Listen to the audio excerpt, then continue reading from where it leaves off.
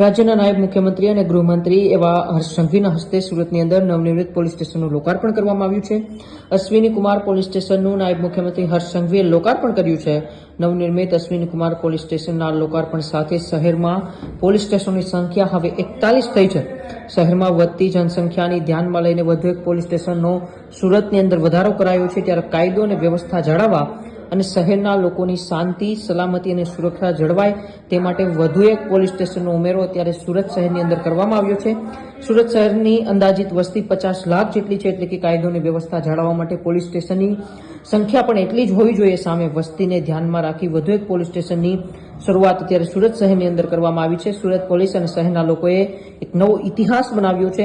આ police station માત્ર 2.5 મહિનાની અંદર તૈયાર કરાયું છે। માત્ર 2.5 મહિના પહેલા પોલીસ સ્ટેશનનું બાંધકામ શરૂ થયું હતું અને 2.5 મહિનાની અંદર તો તે સંપૂર્ણ પોલીસ સ્ટેશન બનીને તૈયાર થયું છે। આ પોલીસ સ્ટેશન સંપૂર્ણ રીતે આધુનિક છે। પોલીસ કર્મચારીઓ સારી રીતે કામ કરી શકે તે માટે વ્યવસ્થા પણ કરવામાં આવી છે।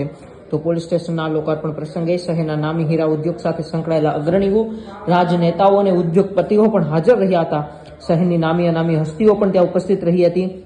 ઉપરાંત ધારાસભ્યો અને સાંસદ મુકેશ દલાલની ઉપસ્થિતિ પણ આ લોકાર્પણ કાર્યક્રમમાં જોવા મળી હતી। પોલીસ સ્ટેશનના લોકાર્પણ પ્રસંગે તુજકો અર્પણ કાર્યક્રમ પણ યોજાયો હતો અને વિવિધ ગુનામાં રિકવર કરવામાં આવેલા કરોડોની મુદ્દામાલ ફરિયાદો પણ પરત કરવામાં આવી હતી। ત્યારે સુરત શહેરની અંદર વધુ એક પોલીસ સ્ટેશનની અત્યારે શરૂઆત કરવામાં આવી છે અને તેમની લોકાર્પણ રાજ્યના નાયબ મુખ્યમંત્રી અને ગૃહમંત્રી હર્ષ સંઘવીના હસ્તે કરવામાં આવ્યું છે અને હવે સુરત શહેરની અંદર પોલીસ સ્ટેશનની સંખ્યા 41 થઈ છે।